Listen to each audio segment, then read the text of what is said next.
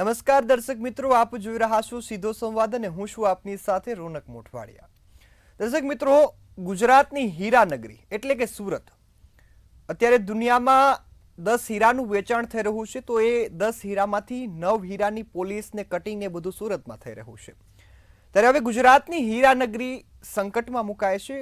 હીરાનગરીના રત્નકારો પર મોટું સંકટ તોડાઈ રહ્યું છે। સતત બેરોજગારી, કામ ન મળવું સાથે મંદીના માહોલ વચ્ચે આપઘાતના કિસ્સાઓ પણ વધી રહ્યા છે। ત્યારે ફરી એક નવો કિસ્સો સામે આવ્યો। રત્નકારે સુરતમાં ચોથા માળેથી છલાંગ લગાવી અને આપઘાત કરી લીધો। આ ઘટનામાં ભારે ચકચાર મચી જવા પામ્યો છે, પરંતુ આપઘાત પાછળનું કારણ છે બીમારી અને સાથે જ મંદીનો માહોલ, બેરોજગારી। ત્યારે સવાલ એ થાય કે સતત વધતી મંદીનું કારણ શું છે, કે હીરા ઉદ્યોગ આટલો બધો નબળો કેમ પડી રહ્યો છે?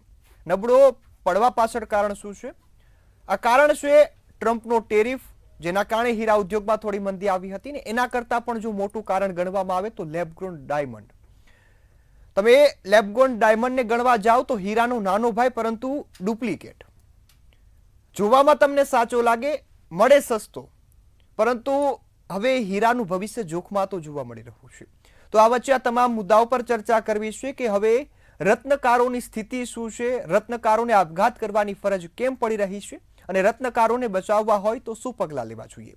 આ તમામ મુદ્દાઓ સાથે શરૂ કરીએ આજનો સીધો સંવાદ।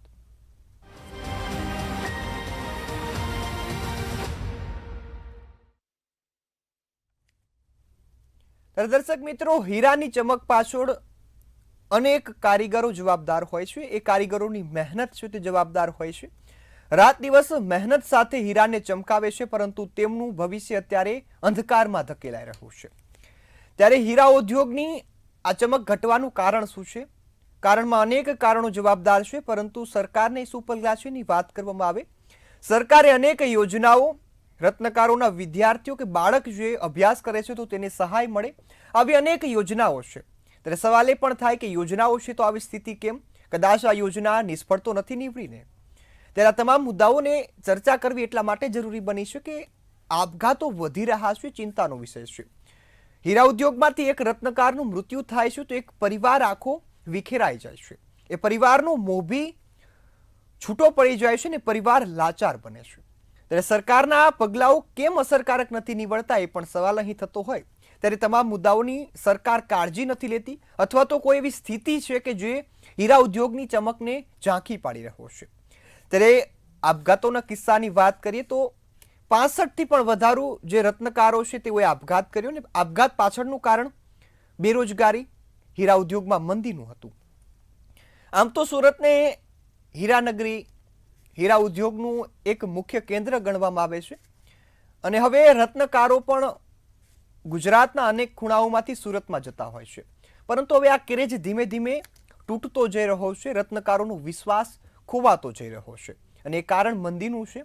અત્યારે જો માર્કેટમાં સ્થિતિ જોઈએ તો લેબ ગ્રોન ડાયમંડ છે તે અસલી હીરા કરતાં 70થી 80% ઓછા ભાવમાં મળે છે, સસ્તો।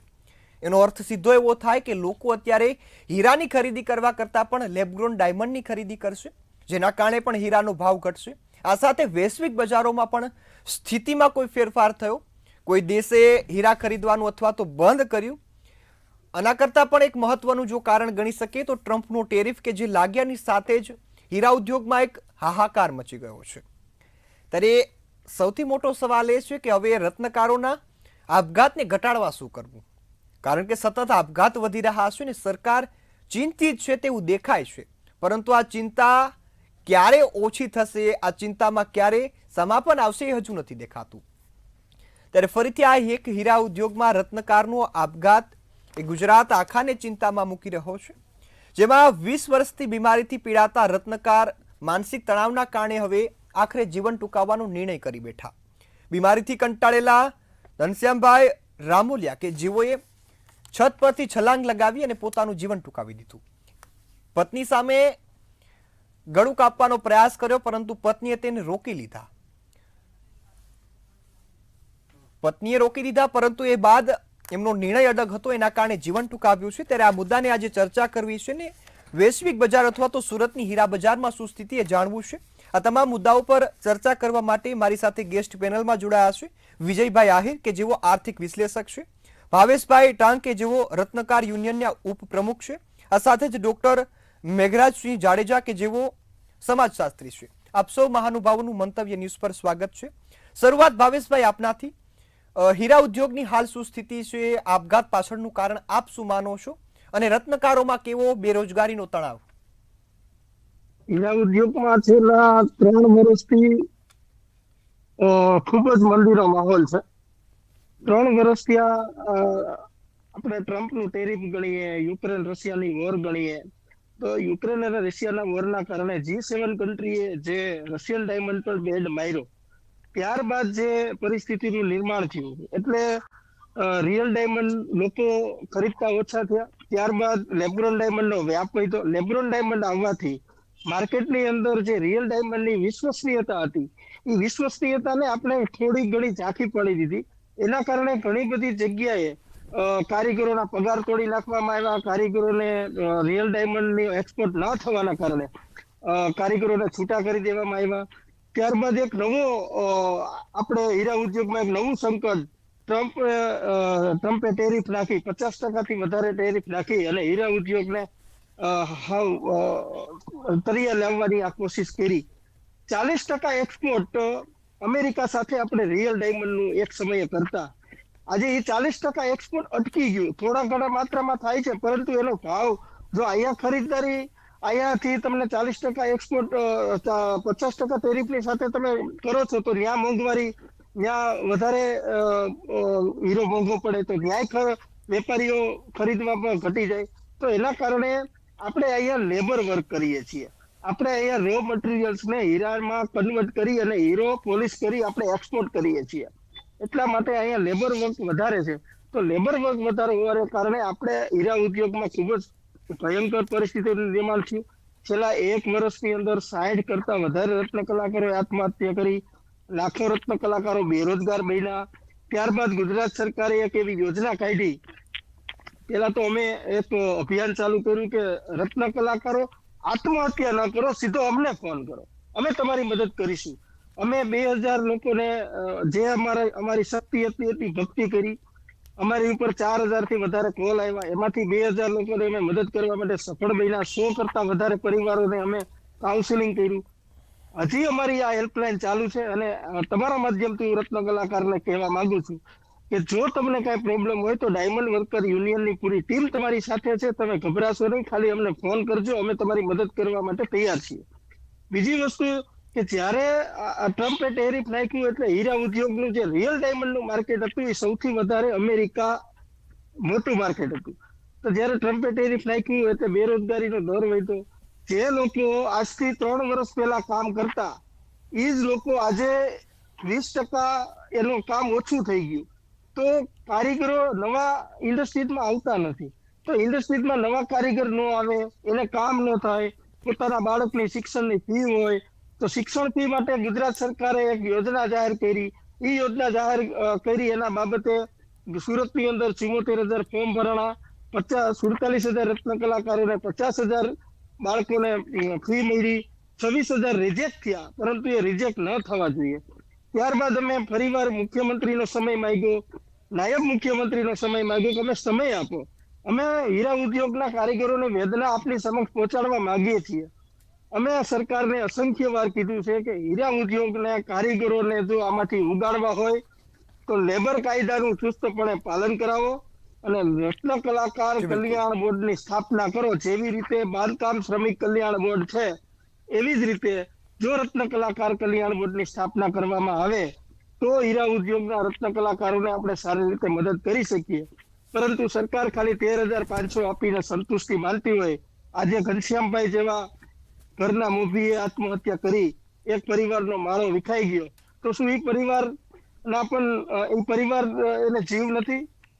જેમ તમારા બાળકો છે, જેમ ઇન્ડસ્ટ્રીઝના જે લોકોના બાળકો છે, ઓનરના બાળકો છે, માલિકોના બાળકો છે, રાજકીય નેતાઓના બાળકો છે, એવી રીતે અમારા કારીગરોના પણ બાળકો છે.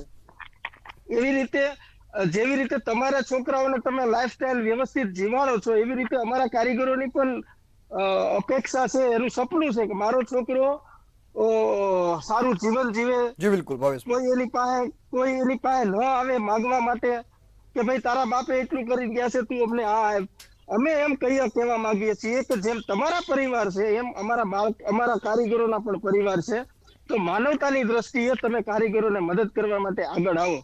જ્યારે જ્યારે હીરા ઉદ્યોગમાં મંદીનું મોજું આવ્યું છે, ત્યારે હંમેશા રત્ન કલાકારો જ આનો ભોગ બન્યા છે.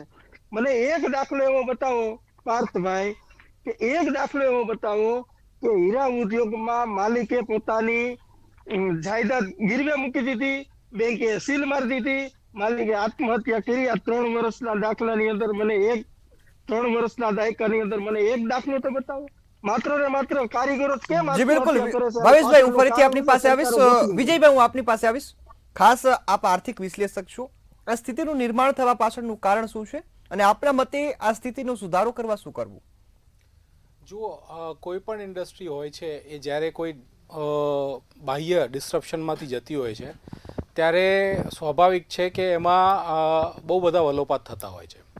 અને જો એ ઇન્ડસ્ટ્રી નવા જે પરિબળો, નવા સમીકરણો જે આવ્યા હોય એને જો એડેપ્ટ ના કરે તો એ ઇન્ડસ્ટ્રીના એક્ઝિસ્ટન્સ ઉપર એક મોટો પ્રશ્ન ઊભો થઈ જાય છે અને એ એક્ઝિસ્ટેન્શિયલ ક્રાઇસિસમાં આવી જાય છે.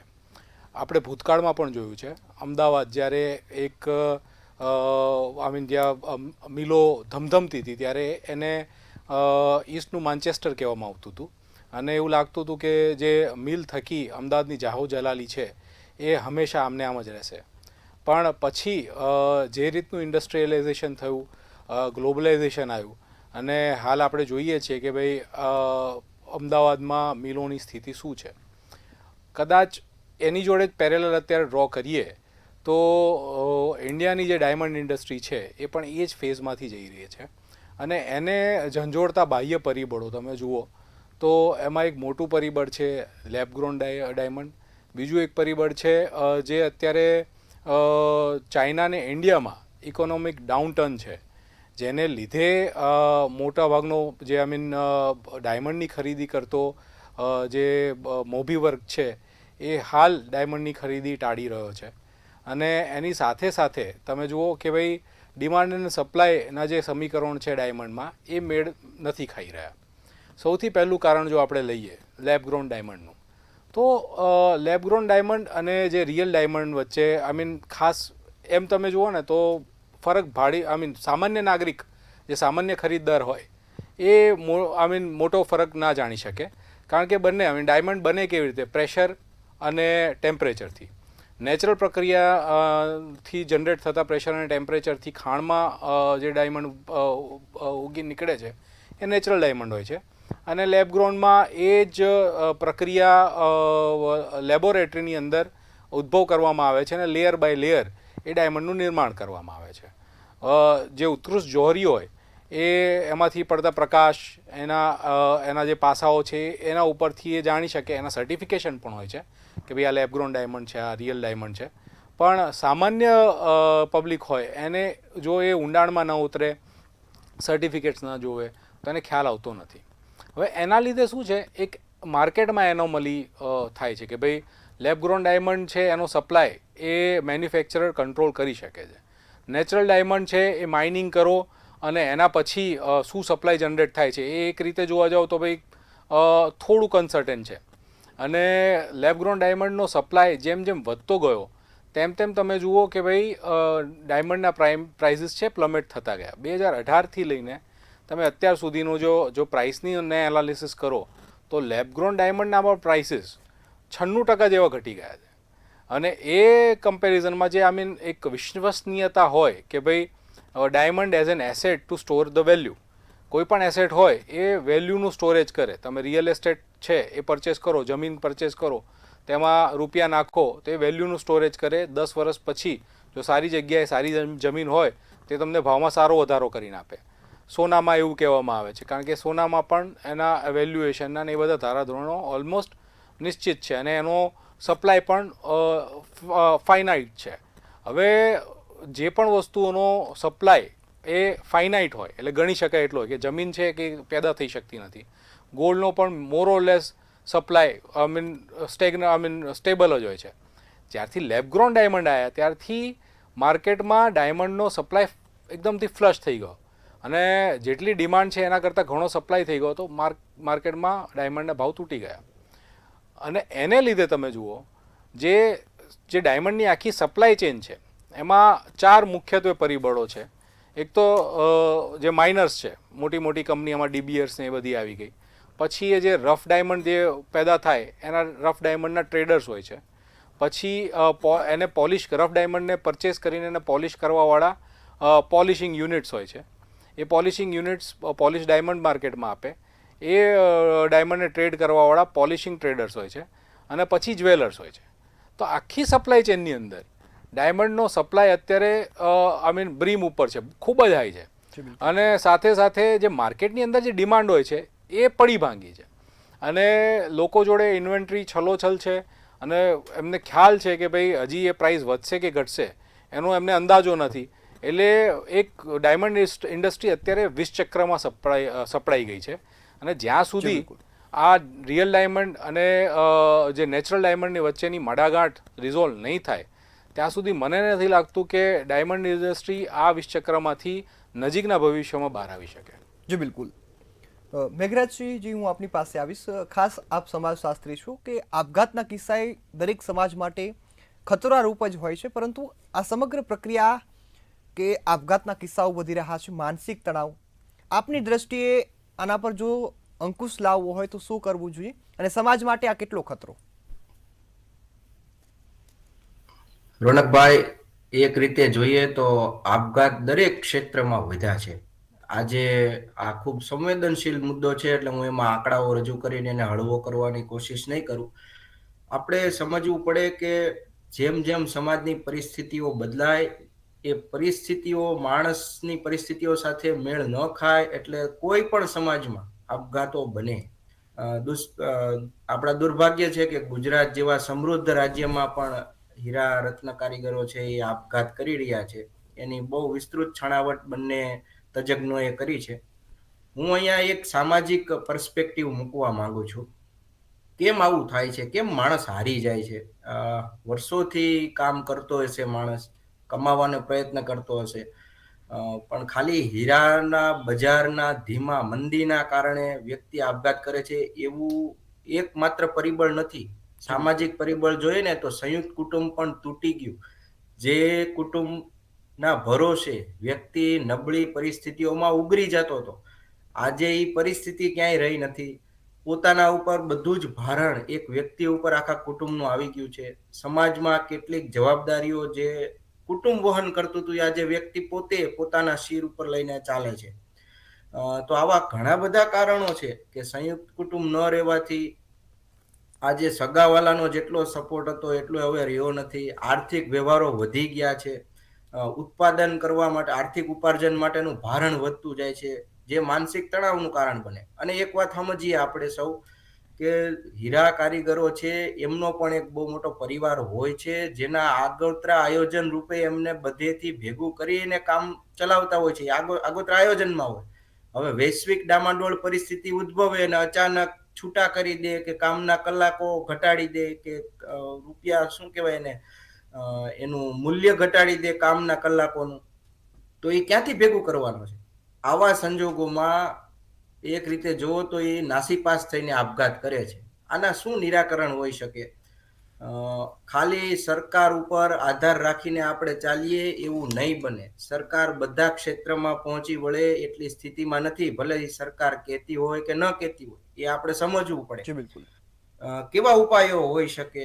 તો આર્થિક રક્ષણ જે આપવાની વાત થાય છે એ તો આપણે ચોક્કસ સરકાર પાસે માંગીએ, પણ મારું અહીંયા કહેવાનું છે કે જે કારીગરો, જે કારખાનેદારો પાસે કામ કરે છે, જેના હાથ પગ છે, જેના લીધે એમનું કારખાનું ચાલે છે, એમની પણ થોડી ઘણી જવાબદારી છે.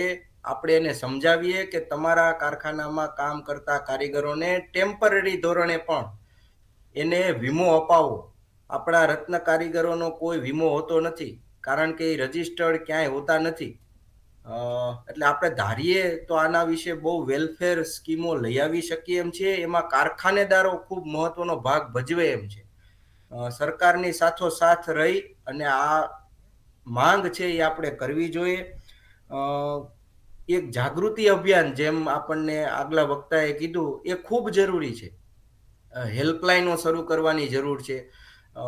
કારખાને જઈને સમજાવવાની જરૂર છે કે આ યોજના ખાલી શિક્ષણ પૂરતી, હવે એ યોજનાનો કેટલા ટકા લોકો લાભ લે. હું તો કોલેજમાં પ્રોફેસર છું. અમે ગઢડા જેવી કોલેજમાં મેં નોકરી કરી છે, જ્યાં આખું રત્ન કલાકારો અહીંથી ડિપોર્ટ કરે છે સુરત. એમના બાળકો ભણવા આવે, કોઈ યોજના વિશે એમને ખબર નથી હોતી. તો જાગૃતિ પણ એક બહુ મહત્વની બાબત આમાં બની જાય છે. નવા બજારની શોધ આપણે હવે શરૂ કરવી પડે. આપણે ક્યાં સુધી અમેરિકાના પેલા ઉપર ચાલશું?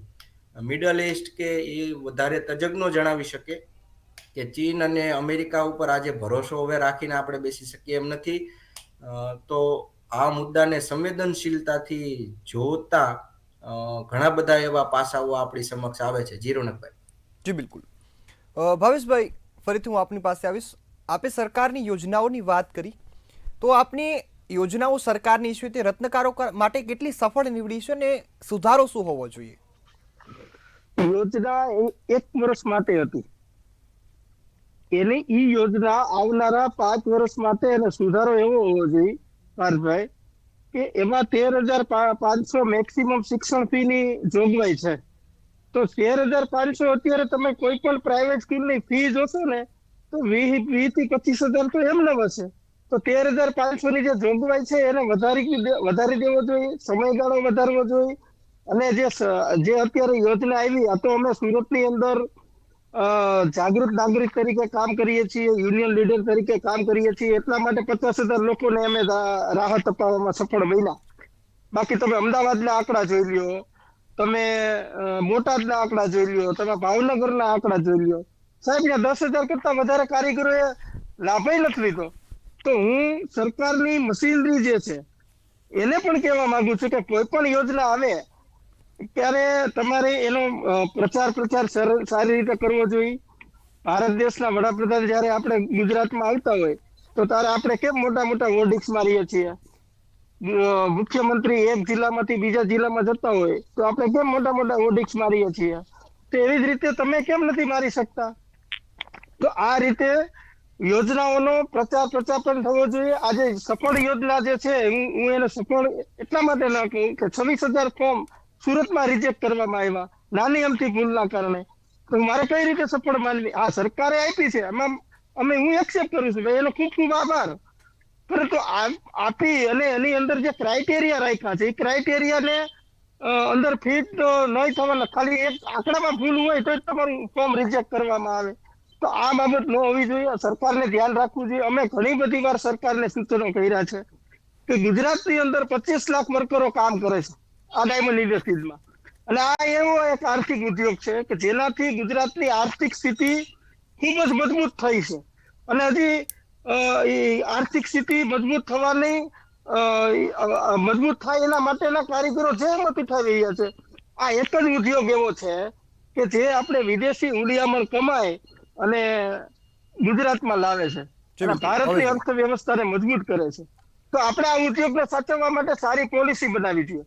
હું લેબગ્રોન ડાયમંડની આજથી 5 દિવસ પહેલા મેં પોતે સ્ટેટમેન્ટ આપેલું છે કે રિયલ ડાયમંડ અને લેબગ્રોન ડાયમંડની પોલિસી અલગ અલગ હોવી જોઈએ. રિયલ ડાયમંડની અલગ હોવી જોઈએ અને લેબગ્રોન ડાયમંડની પોલિસી અલગ હોવી જોઈએ, જેથી કરી તમારી પાસે જે બાયર્સ આવે છે એ બાયર્સને ખરીદવામાં સરળતા રહે. એનું તમે લેબગ્રોન ડાયમંડ આપો અને રિયલ ડાયમંડ આપો તો બાયર્સ કન્ફ્યુઝ થાય છે કે કઈ રીતે આને ખરીદવું. હવે સરકારને ઘણા બધા સૂચનો કર્યા કે રત્ન કલાકાર કલ્યાણ બોર્ડ તમે બનાવો, જેથી કરી રત્ન કલાકારોના એના જે એક્સપોર્ટ ઇમ્પોર્ટના જે અમુક ટકા જે ભંડોળ છે આમાં જમા થાય અને યોજનામાંથી રત્ન કલાકારોના બાળકોને શિક્ષણ ફી ભરાય, એને મકાનનું હોય તો મકાનના કઈ સ્કીમ હોય, આરોગ્યની કઈ સ્કીમ હોય, તો આવી સ્કીમો એ ફંડ અંતર્ગત લાવી છે કે સરકાર કરતી નથી.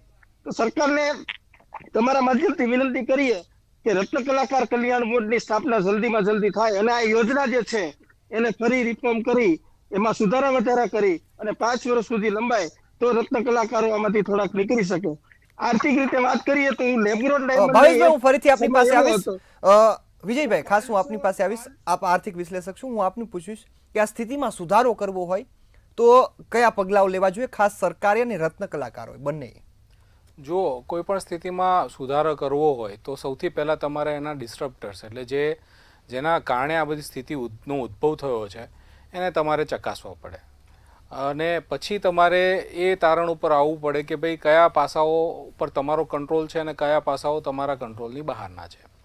હવે મેં પહેલાં આપને જણાવ્યું એમ, અત્યારે જે મૂળભૂત પરિબળો છે જેના કારણે જે આખી ડાયમંડ પોલિશિંગ ઇન્ડસ્ટ્રી છે એ હલબલી ગઈ છે, એમાં અમુક તો સ્ટ્રક્ચરલ ઇકોનોમિકલ સ્ટ્રક્ચરલ ડેફિશિયન્સીના ઇસ્યુ છે, ડિમાન્ડ અને સપ્લાયના. બીજું છે બાહ્ય પરિબળો, જેવા કે ચાઇનામાં જે ઇકોનોમિક સ્લમ છે, યુએસએ જે ટેરિફ લગાવ્યો છે, આ બધા કેસીસમાં તમે જુઓ. અને ત્રીજો જે બેઝિક સ્ટ્રક્ચરલ ડેફિશિયન્સીનો ઇસ્યુ છે એ લેબગ્રોન ડાયમંડનો છે. હવે એમાંથી જે ઇન્ડિયાની સરકાર છે કે પછી આપણે અહીંયા ગુજરાત સ્ટેટની સરકાર છે, એના હાથમાં કેટલી વસ્તુઓ છે એ આપણે જોવી પડે. એ ચાઇનાની ઇકોનોમિક ડાઉનટર્નને અપવર્ડ નહીં લઈ જઈ શકે, એટલે એના વિશે એમણે વિચારવું ના જોઈએ. યુએસએ ટેરિફ લગાવ્યો એના કારણે ત્યાંના જે અમુક કન્ઝ્યુમર્સ છે એ ડાયમંડ અફોર્ડ નથી કરી શકતા ઇન્ડિયામાંથી આવતા, તો એનું એક ઓલ્ટરનેટિવ એવું હોઈ શકે કે ભાઈ બીજા ઓલ્ટરનેટ માર્કેટ શોધવામાં આવે. એમાં middle eastern countries one of the market છે. ઓબ્વિયસલી ત્યાં જે એટલી વોલ્યુમની ખપત થશે એ યુએસના માર્કેટને ભરપાઈ કરી શકે એટલી નથી. બીજો ઓપ્શન એ થાય કે ભાઈ એવા કન્ટ્રીઝ હોય કે જ્યાં ટેરિફ નથી લાગેલો, સે ફોર એક્ઝામ્પલ થાઈલેન્ડ છે કે પછી સિંગાપોર છે, તો અહીંયા ઇન્ડિયન ડાયમંડ એન્ટરપ્રેન્યોર્સ ઘણા છે, મોટા મોટા જે સુરતની અંદર છે, એમની આ જે બધા કન્ટ્રીમાં પણ શાખાઓ છે. હવે અમુક હદે એ ત્યાંથી અહીંયાથી માલ ત્યાં એક્સપોર્ટ કરીને યુએસ રાઉટ કરી શકે અને ટ્રેડ બેરિયરને ક્યાંય કે નલિફાઈ કરવાનો પ્રયત્ન કરી શકે, એવા રસ્તા છે. પણ જે રીતે દેખાઈ રહ્યું છે આ પ્રશ્ન રાતોરાત ઉકેલાઈ નહીં જાય. હું કદાચ એવું આપણે અમુક પ્રશ્નો એવા આપણે એક્સપ્લોર કરવા પડે કે જે રત્ન કલાકારોની જે સ્કિલ છે, જે એકદમ ફાઇન અને માઇન્યુટ દ્રષ્ટિએ કામ કરી શકે છે, એ સ્કિલનો અન્ય ઇન્ડસ્ટ્રીમાં ક્યાંક ઉપયોગ થઈ શકે. જે પ્રિસિશન એન્જિનિયરિંગની ઇન્ડસ્ટ્રી છે કે પછી જ્યાં ઝીણવટ ભરી તમારી આંખ અને તમારું જે હાથ છે એ વચ્ચેનું નક્કાશીનું કામ ઝીણવટ ભર્યું જ્યાં જરૂરી છે, એવી ઇન્ડસ્ટ્રીમાં આ રત્ન કલાકારોની સ્કિલ યુઝ કરીને એમને ત્યાં એમ્પ્લોયમેન્ટ આપવામાં આવી શકે. જો એવું કરે તો જે લેબર સપ્લાય જે એકદમથી વધારે છે અને અત્યારે કામ નથી, તો ઇન્ડસ્ટ્રીમાં જે એનોમલી જનરેટ થઈ છે અને એના લીધે આપણે જોઈએ છીએ કે ભાઈ આટલા બધા રત્ન કલાકારોના આજીવિકાના પ્રશ્નો ઊભા થયા છે અને એક એવી હદે પહોંચી ગયા છે કે ભાઈ એમને ન કરવાના સ્ટેપ ઉઠાવવા પડે છે. તો આપણે એમના માટે આજીવિકાના અન્ય સ્ત્રોતો અન્ય ઇન્ડસ્ટ્રીમાં ઊભા કરીએ અને જે સ્કિલ ડેવલપમેન્ટના મિશનના કાર્યક્રમો અને જે અમુક અભિયાનો ઇન્ડિયન ગવર્મેન્ટ ચલાવી રહી છે, એ અભિયાનો હેઠળ રત્ન કલાકારોની સ્કિલને અન્ય ઇન્ડસ્ટ્રીમાં યુટિલાઇઝ કરીને એમને ત્યાં આજીવિકા અપાવી શકે એવી રોજગારીની તકો ઊભી કરવામાં આવે, એ વધારે સહેલું રહેશે. જી બિલકુલ. સમયની મર્યાદા છે એટલે કાર્યક્રમને અહીં સમાપ્ત કરવો પડશે. આપ સૌ અમારી સાથે જોડાયા આ મહત્વના મુદ્દા પર ખૂબ સરસ માહિતી આપી, ચર્ચા કરી બદલ આપ સૌનો ખૂબ ખૂબ આભાર.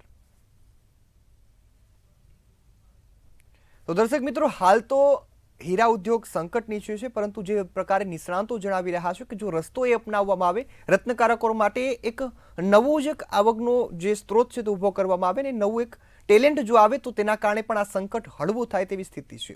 ત્યારે ખાસ સરકારને આ વિનંતી છે કે આ સરકાર આ મુદ્દા પર વિચારશે, ત્યારે આ દેશના જે રત્નકારો છે, ગુજરાતમાં ખાસ સુરતના રત્નકારો છે, તેના માટે વિચારશે ને યોગ્ય નિર્ણય લેશે.